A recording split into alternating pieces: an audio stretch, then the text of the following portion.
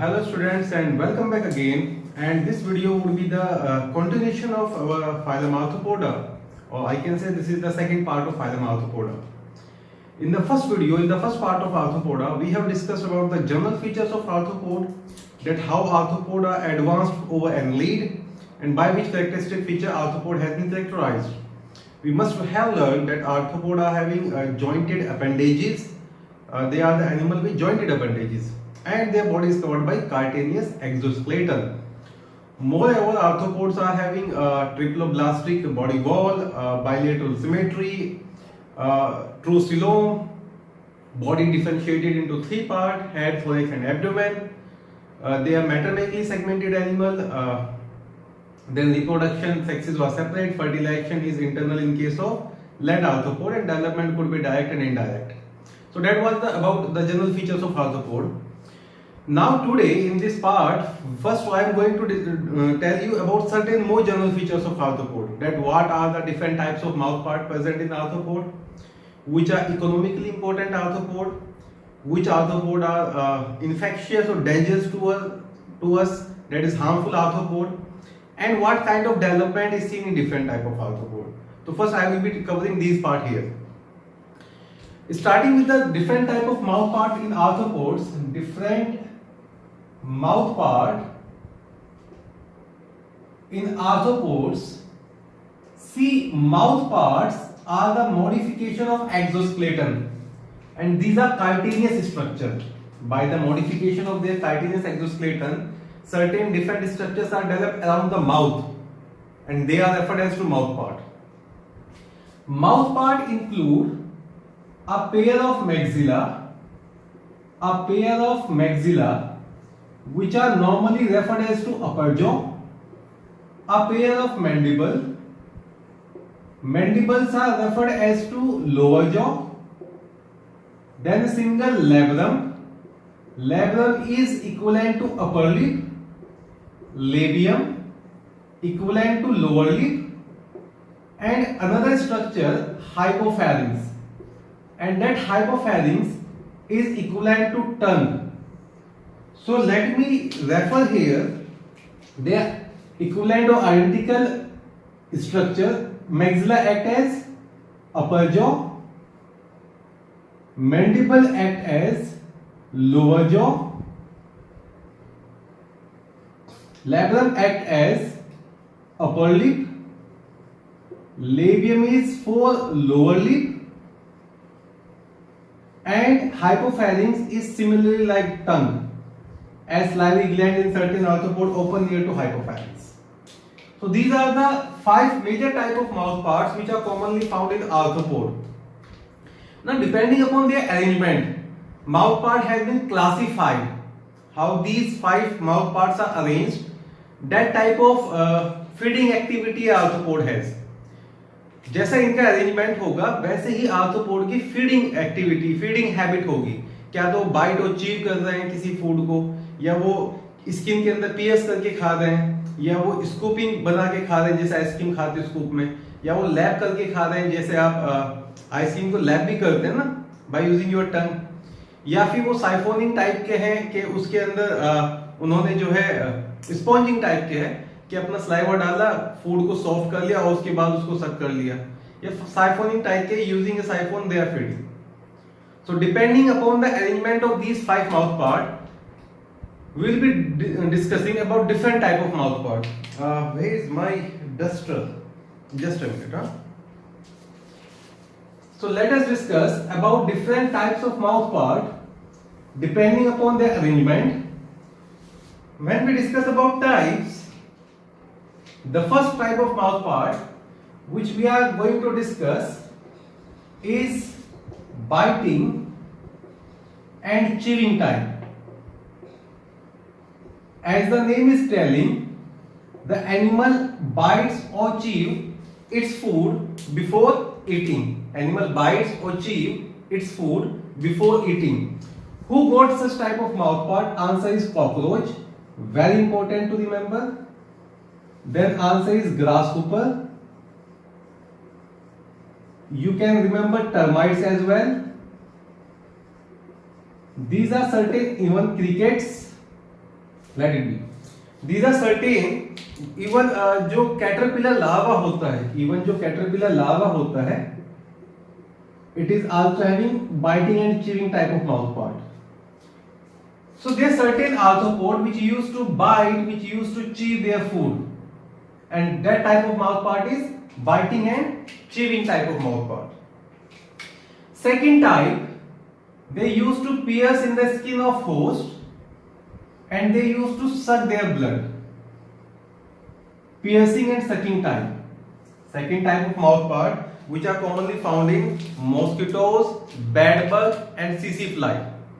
They are the one which used to pierce the skin and used to suck the blood. सबसे पहले कि भाई वो pierce कैसे कर सकते हैं? How they are able to pierce the skin? उनके mouth part कुछ modify होते हैं. उनका जो mandible होता है, जो lower jaw होता है, वो modify होके proboscis बना देता है. तो ऐसे एनिमल में जो mandible है, mandible that is lower jaw, it modifies into proboscis. So they are piercing in the skin and then they are sucking the blood. Example of piercing and sucking type of mouth part, they are found in mosquito. It's mosquitoes, right? They are found in bedbug and even they are found in tsetse fly. आपने पढ़ा होगा ट्रिपनोसोमियासिस का जो positive agent होता है वो tsetse fly होता है, ग्लोसिना होता है. tsetse fly is the name of Glossina. तो एज ए वेक्टर उसको डिस्कस कर लेंगे और आगे. तो second type of mouth part होता है जब मैंडिबल मॉडिफाई होकर प्रोबॉस्किस बना देता है. I will love to mention here कि जो मॉस्किटोज, मेल मॉस्किटो होते हैं, उनके अंदर piercing type of mouth part नहीं बनता है. उनका मैंडिबल नहीं मॉडिफाई होता है, पहला केस याद रखेंगे, और उनमें लेबियम एब्सेंट होता है. तो मैं यहां मेंशन कर देता हूं कि मेल मॉस्किटो के अंदर लेबियम एब्सेंट होता है. Labium is absent. तो लेबियम एब्सेंट होता है, मैंडिबल मॉडिफाई नहीं होता, इसलिए मेल मॉस्किटो हमारी स्किन को पियर्स नहीं कर पाते हैं.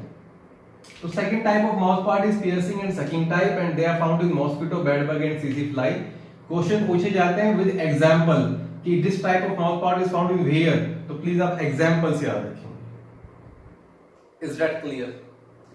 Third type of mouth part हम पढ़ेंगे chewing and lapping type, which used to chew their food as well as which used to lap by the using of tongue, which used to chew and lap their food.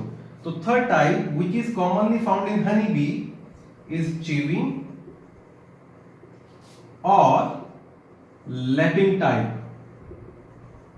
देखो एक word होता है scooping.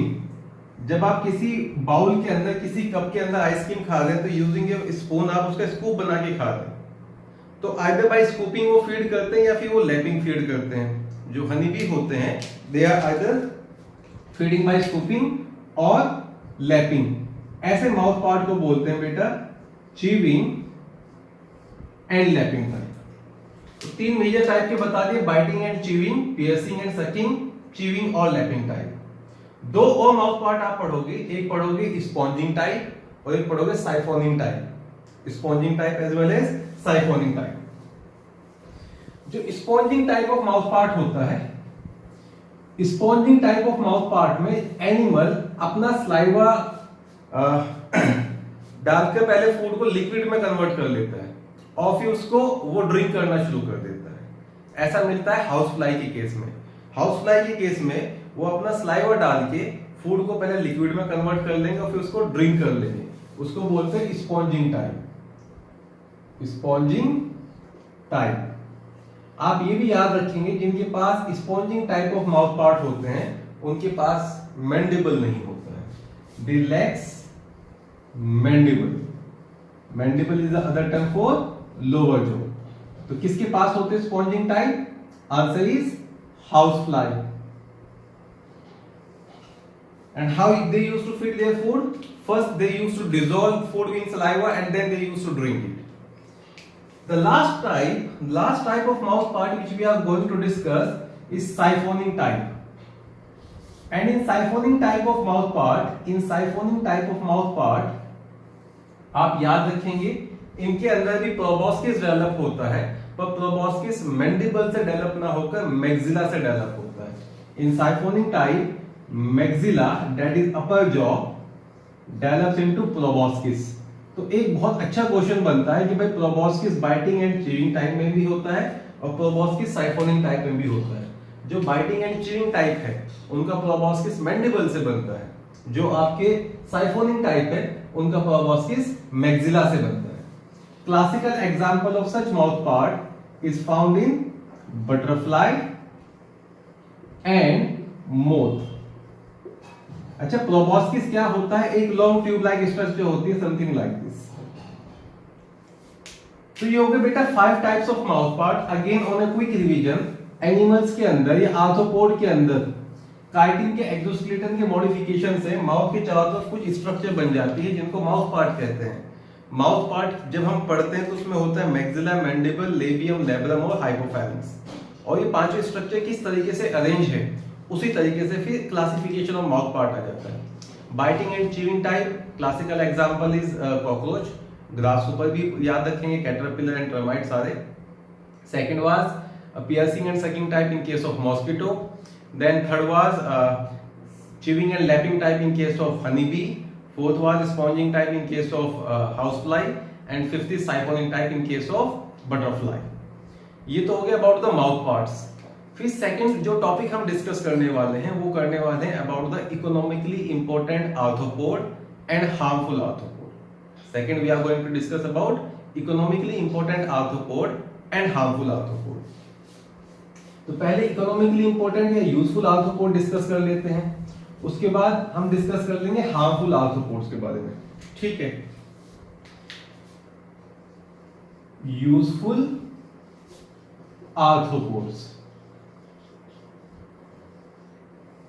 जब useful arthropod को discuss करते हैं बच्चों तो सबसे पहला जो क्लासिकल एग्जांपल आता है वो आता है Apis indica, that is honeybee. जो हनीबी होता है और साइंटिफिक नेम देखो, आप 4 अलग अलग स्पीशीज ऑफ हनीबी पढ़ते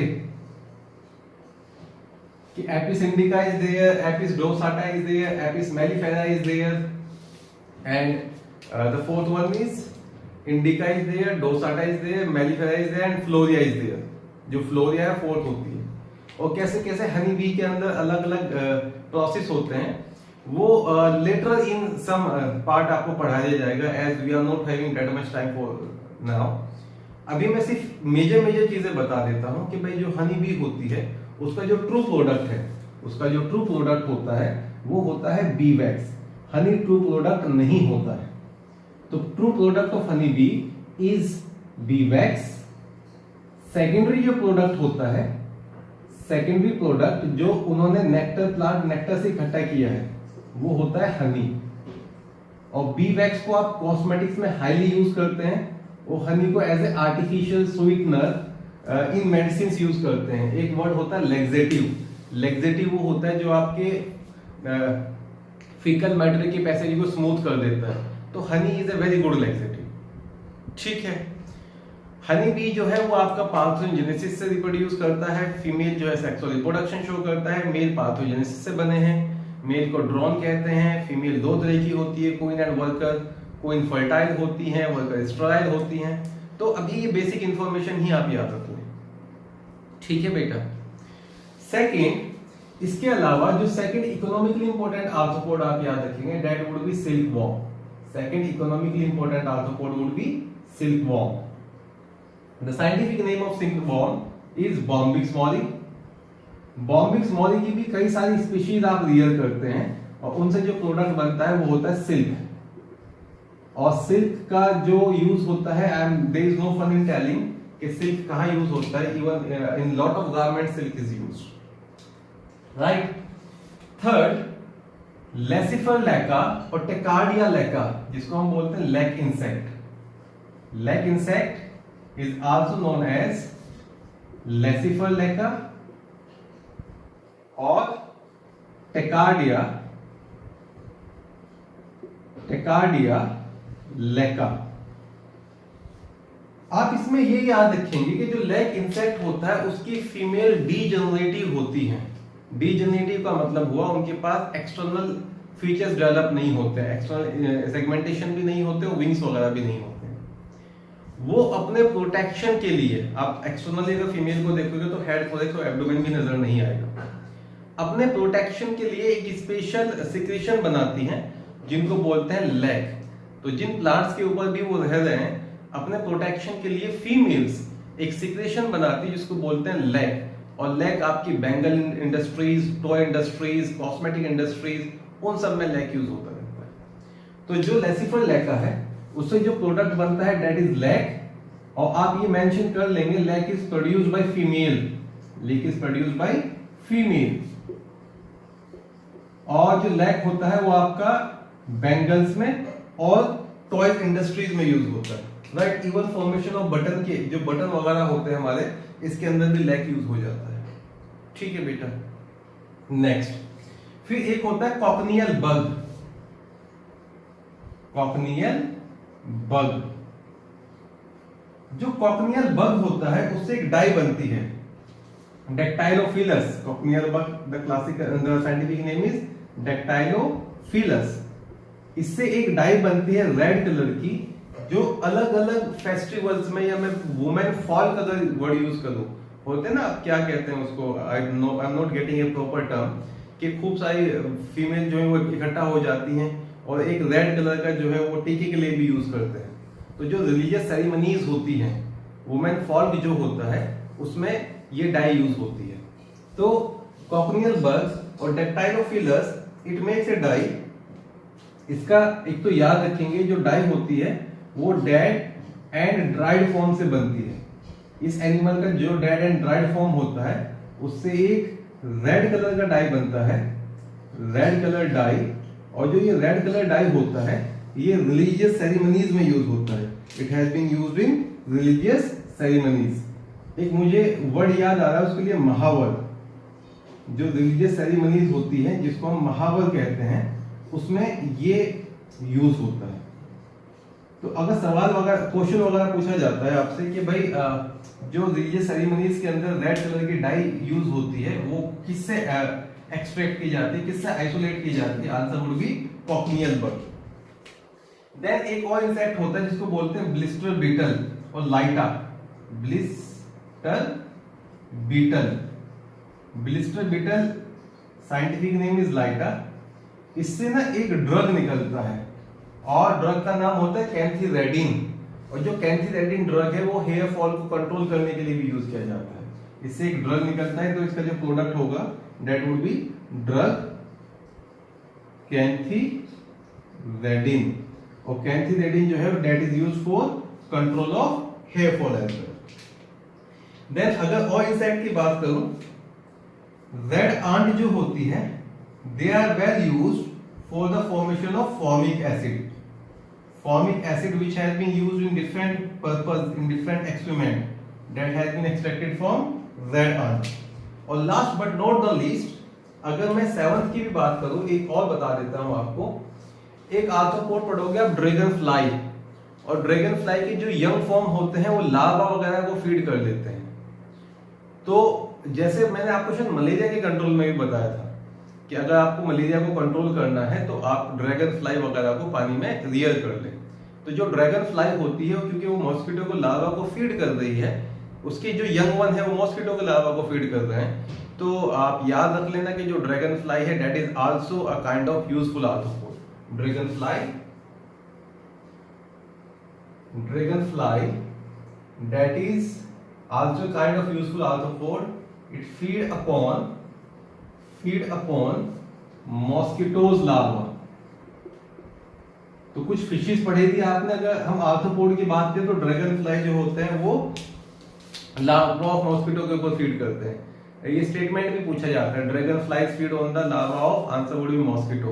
young one as well as adult, दोनों ही याद रखना। ड्रैगन फ्लाई के यंग वन और एडल्ट दोनों ही लार्वा के ऊपर फीड करते हैं ऑन द मॉस्किटो लार्वा। तो बच्चे ये एक छोटी सी लिस्ट हो गई अबाउट द यूजफुल आर्थ्रोपोड। अब कुछ ऐसे भी आर्थ्रोपोड के जिक्र कर लेते हैं जो हमारे लिए हार्मफुल है, क्या तो वो किसी बीमारी का वेक्टर की तरह काम कर रहे हैं या फिर हमें ही बीमार कर रहे हैं। तो लिस्ट ऑफ हार्मफुल आर्थ्रोपोड, आपने कुछ बीमारियां पढ़ भी ली हैं, जैसे आपने मलेरिया पढ़ा था, उसके अंदर आर्थ्रोपोड एक वेक्टर होता है। आपने ट्रिपनोसोमियासिस पढ़ा था, उसके अंदर आर्थ्रोपोड वेक्टर होता है। लेशमीनियासिस पढ़ा था, उसके अंदर आर्थ्रोपोड वेक्टर होता है। डेंगू, चिकनगुनिया, येलो फीवर सब आर्थ्रोपोड वेक्टर वाले होते हैं। तो let us discuss about list of harmful arthropods. List of harmful arthropods. पहले कुछ मॉस्किटोज बता देता हूं, लाइक फीमेल एनोफिलीज। ये तो बहुत क्लियर है कि मेल जो मॉस्किटो होता है वो हमारी स्किन को पियर्स नहीं कर सकता है, क्योंकि उसके माउथ पार्ट मॉडिफाइड नहीं होते या स्पेशलाइज नहीं होते पियर्सिंग ऑफ स्किन के लिए। तो female anopheles that is the carrier of malaria. भाई बताया ना, स्पोरोजोइट वगैरह जो है वो हमारे बॉडी से दूसरे बॉडी में ट्रांसमिट करता है। तो जो एनोफ्लीस होता है that is the vector of malaria. Similarly फिर आप पढ़ते हो एडिस इजिप्टी के बारे में, जिसको आप टाइगर मॉस्किटो भी कहते हैं। जो एडिस इजिप्टी होता है that is the carrier for dengue, yellow fever and chikungunya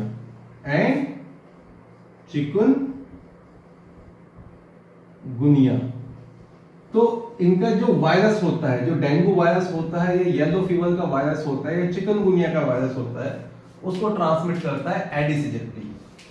फिर एक और अभी आपने पढ़ा होगा क्यूलेक्स के बारे में।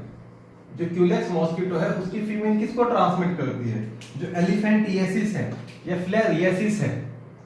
एलिफेंटिएसिस और फिलारियासिस वो कैसे कॉज हो रहा था? It was caused by the biting of Culex mosquito. Then पढ़ते हैं आप सीसी फ्लाई। फोर्थ इज सीसी फ्लाई। जो सीसी फ्लाई होता है उसको आप ग्लोसिना भी कहते हैं। साइंटिफिक नेम ऑफ सीसी fly is Glossina.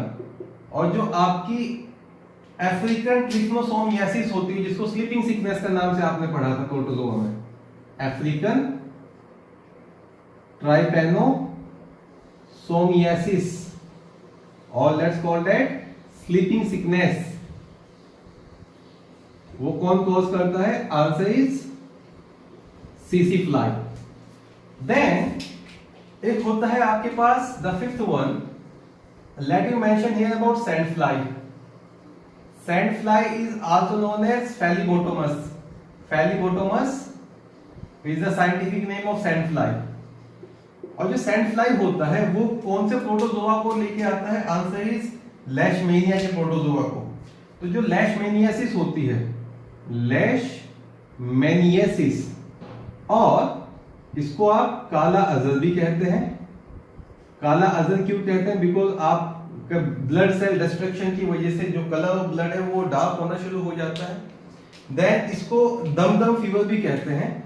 Dumdum fever इसलिए कहते हैं क्योंकि जो सबसे पहला पेशेंट ट्रीट हुआ था that was from the village Dumdum near Kolkata, that's why the name Dumdum fever. So anopheles, aedes aegypti, culex, सीसी फ्लाई, सैंड फ्लाई। मोरएवर एक होता है रेड फ्ली। रेड फ्ली, और जो रेड फ्ली होता है that is the causative agent और that transmit the bacteria causing plague. जो प्लेग है, प्लेग कौन कॉज करता है? Plague is caused by a bacteria. Plague is caused by a bacteria and name of bacteria is Yersinia pestis। तो जो Xenopsylla sheophis होता है, रेड फ्लीज Xenopsylla sheophis, वो ट्रांसमिट करता है प्लेग का बैक्टीरिया। ठीक है बेटा। Moreover you can remember here about bed bug. जो बेड बग होते हैं, खटमल कहते हैं उनको, क्या कहते हैं? वो क्लासिकल ट्रांसमिट करते हैं बैक्टीरिया जो कॉज करता है टाइफस। टाइफस का दूसरा नाम होता है रिलैप्सिंग फीवर। और हार्मफुल आर्थ्रोपोड के बारे में जिक्र करें, how you can forget house fly, how you can forget house fly. जो हाउस फ्लाई होता है वो तो खूब सारा हमारे फूड को कंटामिनेट करता है। House fly contaminate a lot of food, तो खूब सारे बैक्टीरियाज हमारे फूड के अंदर लाके छोड़ देता है। फॉर एग्जांपल जो कॉलेरा वाला बैक्टीरिया होता है, जो इवन बैक्टीरिया के साथ साथ आप ना वो भी याद रख लेना कि भाई कुछ प्रोटोजोआ भी हैं जो हाउस फ्लाई ट्रांसमिट करता है। आपने पढ़ा भी था एमीबायोसिस और एंटामीबा हिस्टोलाइटिका। एमीबायोसिस,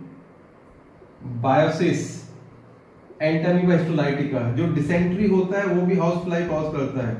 हाउस फ्लाई उसके बैक्टीरिया को लाके छोड़ता है, amoebic dysentery as well as bacillary dysentery. एक ही लिख देते हैं, एमीबायोसिस या डिसेंट्री। डायरिया, इन सबके जो भी पैथोजन है उसको कौन लाके रखता है फूड में? House fly. So bed bugs are there, house fly is there, red flea, sand fly, CC fly, culex, Aedes aegypti and anopheles.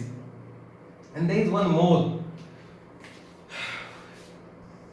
Just a minute. Let me mention here. जो ticks होते हैं, small arthropod, वो Rocky mountain fever के pathogen को transmit करते हैं।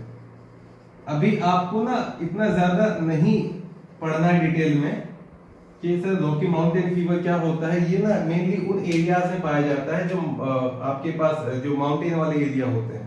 A characteristic fever which has been found in those area which is mountainy. और जो आपका ना एक वो होता है आपके सर के अंदर जो हो जाती है उसको क्या बोलते हैं? लाउज। और जो ट्रैंक फीवर है, louse, human louse, it can transmit trench fever. तो अभी आप इन डिजीज की डिटेल में बिल्कुल नहीं जाएंगे क्योंकि ये सारी डिजीज आपको क्लास 12 में डिटेल में पढ़नी है। एक आध आप पढ़ भी चुके हो इसमें। बस अभी ये याद रख लेना है कौन सा आर्थ्रोपोड कौन सा डिजीज का वेक्टर होता है। ठीक है, तो we have discussed about a list of useful arthropod as well as harmful arthropod. फिर बच्चे एक और छोटा सा टॉपिक आता है कि आर्थ्रोपोड के अंदर अलग अलग तरह का डेवलपमेंट कैसे होता है। सो different type of development in arthropods, वो और बता देता हूँ। और उसमें एक लिस्ट ऑफ लार्वा भी बना लेंगे हम, जो हमने पिछले लेक्चर में कंप्लीट नहीं बनाई थी। So different type of development which has been seen in arthropod. अभी तक तो आपने ये डिस्कस किया है कि कौन सा डायरेक्ट डेवलपमेंट डायरेक्ट होता है और कौन सा इनडायरेक्ट। अब डायरेक्ट के अंदर भी कुछ चीजें बताई जाएंगी आपको और इनडायरेक्ट के अंदर भी कुछ चीजें बताई जाएंगी। सो types of Metamorphosis, types of Metamorphosis. Meta का मतलब होता है चेंज और मॉर्फोसिस का मतलब होता है इन बॉडी फॉर्म। तो जब वो अपने अंदर बॉडी फॉर्म को चेंज कर रहे हैं, फॉर एग्जांपल एक यंग वन था वो दूसरे यंग वन में कन्वर्ट हुआ, तीसरे यंग वन में कन्वर्ट हुआ, तो वो मेटामॉर्फोसिस हो गया। और ये जो यंग वन टू एडल्ट वाला प्रोसेस होता है उसको बोलते हैं development. So depending upon metamorphosis and development, we are going to learn about 5 types of development or 5 types of metamorphosis here. We are going to discuss total of 5 types. चीजें जैसे जैसे पढ़ते जाएंगे वो आपके लिए आसान होती चली जाएंगी। जैसे जो पहला वाला हम पढ़ रहे हैं, ऐसे इंडिविजुअल जिनके बॉडी के अंदर मेटामॉर्फोसिस होता ही नहीं है, जैसे उनके यंग वन है वैसे ही उनके एडल्ट है। माने यंग वन एडल्ट के जैसे दिखते हैं बिल्कुल। तो नो मेटामॉर्फोसिस और जिसके अंदर मेटामॉर्फोसिस नहीं होता है उस डेवलपमेंट को बोलते हैं एमेटाबोलस डेवलपमेंट। एमेटाबोलस डेवलपमेंट। तो उसकी लाइफ के अंदर जो जो फेजेस आएंगी वो मैं बता देता हूं। इसमें जो एग है वो डेवलप करेगा यंग वन में और यंग वन डायरेक्ट डेवलप कर जाएगा एडल्ट में। एडल्ट के लिए एक और वर्ड यूज करते हैं जिसको बोलते हैं इमेगो। एडल्ट के लिए एक टर्म और यूज करते हैं जिसको कहते हैं इमेगो। तो ऐसे एनिमल जिनके अंदर मेटामॉर्फोसिस होता ही नहीं है वो एक तरह का डायरेक्ट डेवलपमेंट है, उस डायरेक्ट डेवलपमेंट को बोलते हैं एमेटाबोलस डेवलपमेंट। कौन से ऐसे एनिमल होते हैं? Classical example of ametabolous development is silver fish.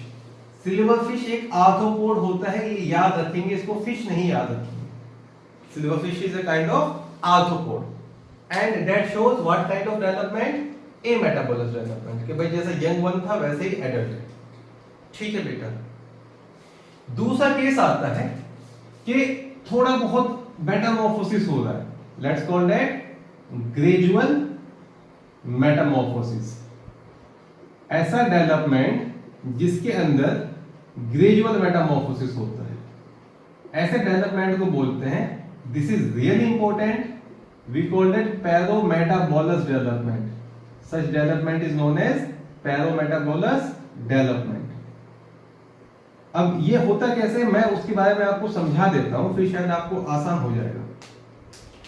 पैरोमेटाबोलस development में जो एग होता है, in paurometabolous development egg develop into young one, और इनके यंग वन को बोलते हैं निम्फ। निम्फ लार्वा नहीं होता है, याद रखना। जो निम्फ होता है वो मोड ऑफ लिविंग में तो सेम होता है, mode of living is same, पर उसका जो स्ट्रक्चर होता है वो डिफरेंट होता है। It is structurally different from adult. क्या मतलब हुआ ये भी बता देता हूं। फॉर एग्जाम्पल, अच्छा निम्फ टाइम में डेवलप करेगा, nymph is young one and it would develop into imago. Imago is other name of adult. अब एग्जाम्पल के बारे में सोचो, कॉकरोच के बारे में। कॉकरोच के जो यंग वन होते हैं उनके पास विंग्स नहीं होते, वो भी वहीं रहे जहां पे एडल्ट रहते हैं, तो उनके जो यंग, और देखने में वो भी कॉकरोच के जैसे लगेंगे। कॉकरोच का बच्चा कॉकरोच के जैसा ही दिखता है। ऐसा कभी नहीं होगा कि आपको कॉकरोच का बच्चा हाथी के बच्चे के जैसा दिखे, हाथी तो बड़ा हो गया ना, कॉकरोच का बच्चा मॉस्किटो के बच्चे के जैसा दिखे, नहीं होगा कभी ऐसा। तो लार्वा नहीं कह सकते क्योंकि स्ट्रक्चरली तो वो ऑलमोस्ट, वो मोड ऑफ लिविंग में तो ऑलमोस्ट सेम है। स्ट्रक्चरली कैसे डिफरेंट हुए वो मैं बता देता हूं आपको, कि उनके पास जैसे एडल्ट के पास विंग होते हैं, उनके पास विंग्स नहीं होते। तो उस स्टेज को which is having same mode of living like that of adult, but it is missing certain structure, we do not call it larva, we call it nymph. तो ये भी डायरेक्ट डेवलपमेंट का ही case है। ये भी case किस कौन सा डेवलपमेंट का हो जाएगा? डायरेक्ट डेवलपमेंट का हो जाएगा। तो पैरोमेटाबोलस डेवलपमेंट, जब हम एग्जांपल्स याद रखेंगे, when we talk about examples, तो आप 2-3 एग्जांपल तो प्लीज याद रख ही लेना। Cockroach is a classical example, और मैंने बताया भी था शायद आपको फर्स्ट लेक्चर में, कॉकरोच का जो निम्फ होता है वो 13 माउल्टिंग के बाद एडल्ट बनता है। तो 12th माउल्ट के बाद उसके पास विंग पैड आ जाते हैं जो विंग डेवलपमेंट के लिए, और तब जाके उसके पास विंग्स आएंगे। Grasshopper is the other example, grasshopper is the other example of such animal which are having gradual metamorphosis और पैरोमेटाबोलस डेवलपमेंट। एंड इवन जो टर्माइट्स होते हैं, इवन जो टर्माइट्स होते हैं उनके पास भी पैरोमेटाबोलस डेवलपमेंट होता है। इज दैट क्लियर बेटा? ये भी डायरेक्ट डेवलपमेंट है और ये भी डायरेक्ट डेवलपमेंट है। एक और डायरेक्ट डेवलपमेंट का केस मैं आपको बता देता हूं, जिसको बोलते हैं incomplete metamorphosis. That is known as incomplete metamorphosis. Complete metamorphosis नहीं हुआ है अभी तक, डेवलपमेंट डिस्कस करेंगे। तो direct development are further of 3 type in arthropods में भी, एमेटाबोलस, पैरोमेटाबोलस, और तीसरा होता है hemimetabolous. The third type is hemimetabolous. तो हेमी का मतलब क्या होता है? Half. Incomplete development, incomplete metamorphosis और हाफ डेवलपमेंट। ठीक है बेटा, I guess this mark is over, तो इसको रख ही देते हैं। अब हेमी मेटाबोलस डेवलपमेंट में कौन कौन से स्टेजेस आएंगे? In hemimetabolous development egg develop करेगा एक यंग वन में। यंग वन का जो मोड ऑफ लिविंग है एज वेल एज जो स्ट्रक्चर है वो एडल्ट से डिफरेंट होता है, but still it is not a larva, but still it is not a larva. ऐसे यंग वन को बोलते हैं नाइएड। तो नाइएड के बाद अगर थोड़ा और डेवलपमेंट मेटामॉर्फोसिस हो जाता तो वो लार्वा ही बन जाता।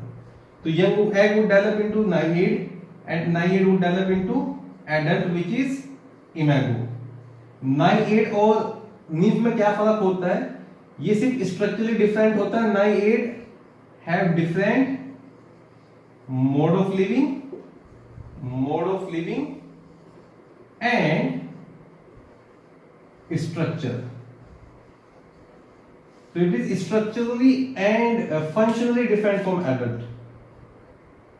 और किसके पास इनकम्प्लीट डेवलपमेंट होता है? द क्लासिकल एग्जांपल जो अभी आप ना ड्रैगन फ्लाई पढ़ के आ रहे थे, जो मॉस्किटो लार्वा के ऊपर फीड कर रहा था। Dragonfly shows incomplete development, even mayfly shows incomplete development. तो dragonfly and mayfly are the two classical example of arthropod showing incomplete development. Are we done up to here? आगे समझ में आ रहा होगा। एक बार और बता देता हूं, कंप्लीट और इनकम्प्लीट डेवलपमेंट का कंसेप्ट होता है कि अगर लार्वा है तो इनकम्प्लीट डेवलपमेंट, लार्वा है तो इनडायरेक्ट डेवलपमेंट पढ़ते हैं, और लार्वा नहीं है तो डायरेक्ट डेवलपमेंट पढ़ते हैं। ये होता है डायरेक्ट और इनडायरेक्ट डेवलपमेंट का कंसेप्ट जो पढ़ा हुआ है अभी तक। फिर डायरेक्ट डेवलपमेंट में तीन अलग अलग तरह के होते हैं, ए मेटाबोलस, पैरामेटाबोलस एंड हेमी मेटाबोलस, और तीनों में ही लार्वा नहीं है। ए मेटाबोलस तो कंप्लीटली उसके अंदर मेटामॉर्फोसिस ही नहीं होता है। पैरामेटाबोलस में ग्रेजुअल मेटामॉर्फोसिस होता है, जो इंटरमीडिएट स्टेज उसको निम्फ कहते हैं, उसको लार्वा नहीं कहते। तो निम्फ और लार्वा दोनों अलग हो जाते हैं। और जो आपके पास थर्ड वन हेमी मेटाबोलस होता है, उसके अंदर भी इनकम्प्लीट डेवलपमेंट होता है, मेटामॉर्फोसिस उसके अंदर भी इनकम्प्लीट होता है, उसको भी लार्वा नहीं कहते। Is that clear? Next is, अब डायरेक्ट डेवलपमेंट के दो केस पढ़ लेते हैं। डायरेक्ट डेवलपमेंट में दो केस हो सकते हैं, क्या तो कंप्लीट मेटामॉर्फोसिस होगा। अब इनडायरेक्ट डेवलपमेंट के दो केस पढ़ते हैं। Pardon me, I don't know what I am speaking sometimes. अब इनडायरेक्ट डेवलपमेंट के दो केस पढ़ लेते हैं। तो fourth type and fifth type पे आएंगे। One is complete metamorphosis. तो देखो मेटामॉर्फोसिस कुछ ऐसे शुरू हुआ, no metamorphosis, gradual metamorphosis, incomplete metamorphosis और कंप्लीट मेटामॉर्फोसिस। कंप्लीट मेटामॉर्फोसिस वाले के लिए वर्ड यूज करना चाहिए होलो मेटाबोलस। होलो मतलब कंप्लीट, राइट? डेवलपमेंट। तो वो हेमी मेटाबोलस डेवलपमेंट था जिसमें नाइड आ जाता है, और ये होलो मेटाबोलस डेवलपमेंट है। इन एनिमल्स में एग पहले लार्वा में कन्वर्ट होगा। अच्छा, लार्वा बनने के बाद एक इनएक्टिव स्टेज ऑफ लार्वा आता है जिसको बोलते हैं प्यूपा। तो लार्वा एडल्ट होने से पहले एक इनएक्टिव स्टेज अटेन कर लेता है, उस स्टेज को बोलते हैं प्यूपा। और प्यूपा कहां में डेवलप हो जाता है? एडल्ट में, जिसको बोलते हैं इमेगो। तो जो पैटर्न ऑफ लाइफ साइकिल है, पैटर्न ऑफ डेवलपमेंट है, egg would develop into larva, larva would develop into pupa, and pupa would develop into imago. अब जब इनके एग्जांपल्स पढ़ेंगे तो मैं लार्वा का नाम भी मेंशन करता चला जाऊंगा। जैसे जैसे इनके एग्जांपल पढ़ेंगे मैं लार्वा का नाम भी मेंशन करता चला जाऊंगा। कैटरपिलर लार्वा, आई गेस इसके बारे में पिछले लेक्चर में हमने पढ़ा था। Caterpillar larva is the classical larva of butterfly as well as silkworm. Butterfly and silkworm, इनके लार्वा के लिए क्या वर्ड यूज करते हैं? Caterpillar larva. Is that clear? Then honey bee का जो लार्वा होता है उसको बोलते हैं grub larva. Grub larva is the larva of honey bee. जो रिगुलर लार्वा होता है, wriggler larva is the larva of, yes please, mosquito. जो मैगट होता है that is the larva of house fly. Is that clear? Then एक और larva होता है जिसको बोलते हैं ज़ोय लार्वा। आई गेस इसके बारे में पिछली बार पढ़ाया था मैंने। Zoea larva is the larva of prawn crab. Zoea और मेटानोक्लियस, ज़ोय और मेगालोपा, ज़ोय और other name is मेगालोपा।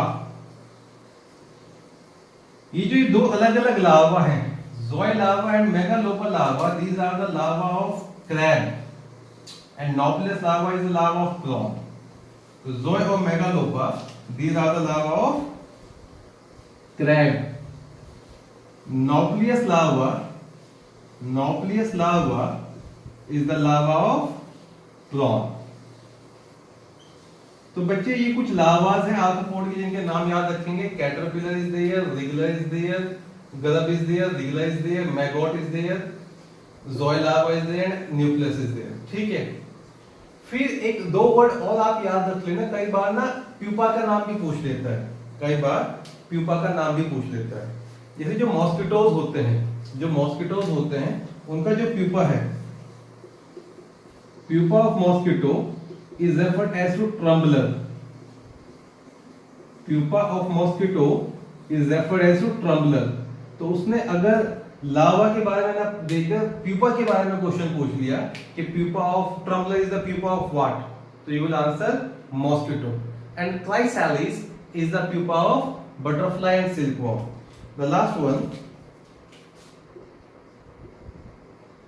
क्राइसैलिस is the pupa of butterfly and silkworm। तो बच्चे ये हो गया कंप्लीट मेटामॉर्फोसिस के बारे में। वो हेटेरोमेटाबोलस डेवलपमेंट, एग लार्वा में डेवलप करेगा, कुछ लार्वा के एग्जांपल ये रहे, लार्वा प्यूपा बना लेगा, प्यूपा से इमेगो बन जाएगा। जो लास्ट टाइप होता है उसको बोलते हैं ओवल मेटामॉर्फोसिस। ज्यादा ही मेटामॉर्फोसिस हो रहा है मतलब, राइट, माने अलग अलग हैबिटेट पर अलग अलग लार्वास नजर आते हैं। तो डेवलपमेंट कौन सा बोलना चाहिए उसको, हाइपर मेटाबोलस और hyper metabolous, hyper metabolous development. तो जो हाइपर मेटाबोलस डेवलपमेंट होता है उसमें अलग अलग स्टेजेस पर अलग अलग हैबिटेट पर अलग अलग लार्वास मिलते हैं। हाइपर मेटाबोलस डेवलपमेंट में अलग अलग हैबिटेट पर अलग अलग लार्वास मिलते हैं। जो ब्लिस्टर बीटल है, लाइटा है, जिससे हम वो ड्रग बना रहे थे कैंथेरिडिन, ब्लिस्टर बीटल और लाइटा is a classical example of hyper metabolous development. तो एग्जांपल इज ब्लिस्टर बीटल और लाइटा।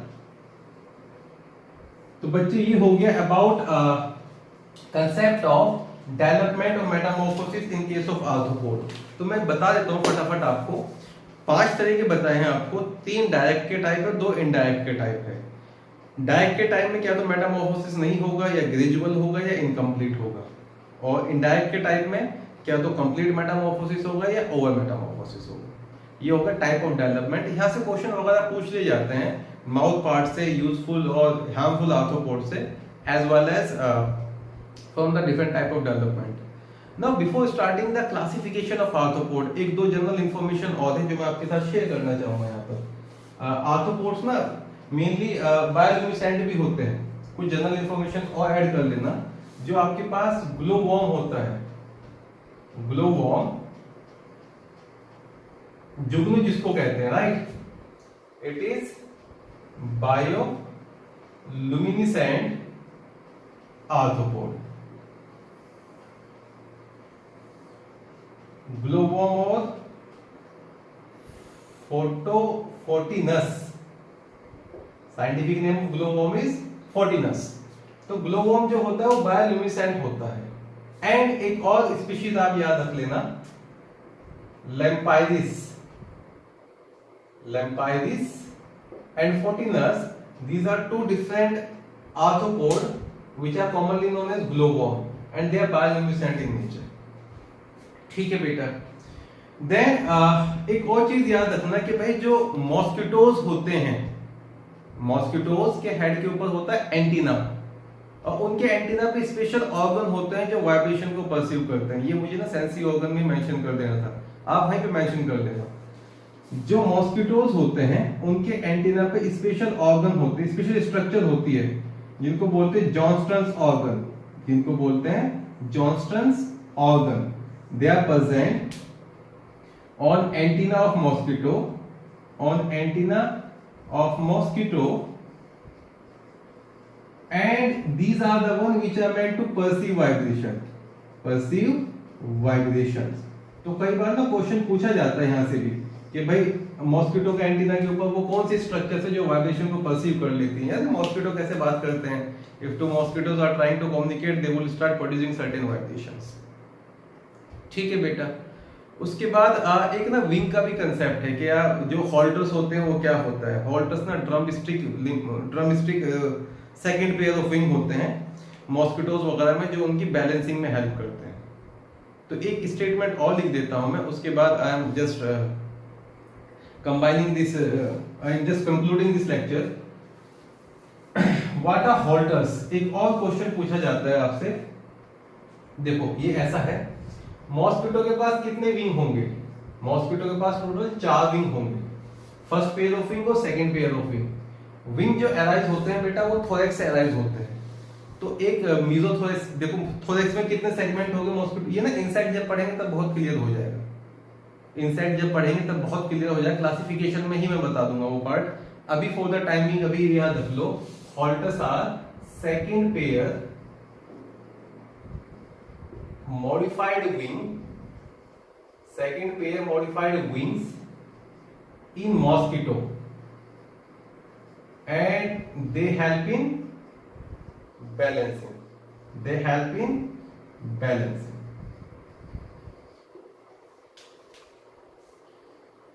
ठीक है, so halters are second pair of modified wing in mosquito as well as जो फ्लाई होती है हमारे घर वाली हाउस फ्लाइज, उनके पास भी हॉल्टर्स मिलते हैं। They help in balancing. ठीक है बेटा, तो what I discussed in this lecture, we have discussed about different type of mouth part, we have discussed about economically important arthropod and harmful arthropod, and we have discussed about different type of development. ठीक है, देखो arthropod एक बहुत बड़ा phylum है, और अगर हम आर्थ्रोपोड को महीने भर पढ़ते रहे तो भी वो कम है। पर हमें ये भी पता होना चाहिए कि we are preparing for NEET exam. तो जनरली नीट एग्जाम पे अगर एनसीईआरटी के बाहर जो जो क्वेश्चन पूछे जाते हैं, I am trying to cover all this thing. तो we have completed our 2 lectures on arthropod. Don't forget to like the lecture if you are understanding thing. You can subscribe the channel if you have not subscribed yet. ऐसे बहुत सारे बच्चे हैं जो subscription के बिना ही देख रहे हैं, वो शो कर देता है कितना परसेंटेज नॉन सब्सक्राइब। तो प्लीज डू सब्सक्राइब ताकि मैं और वीडियोस अपलोड कर सकूं। And wish you very good luck for studies. आप ये lecture complete करें, then I will be uploading the next lecture. So this is all for this lecture.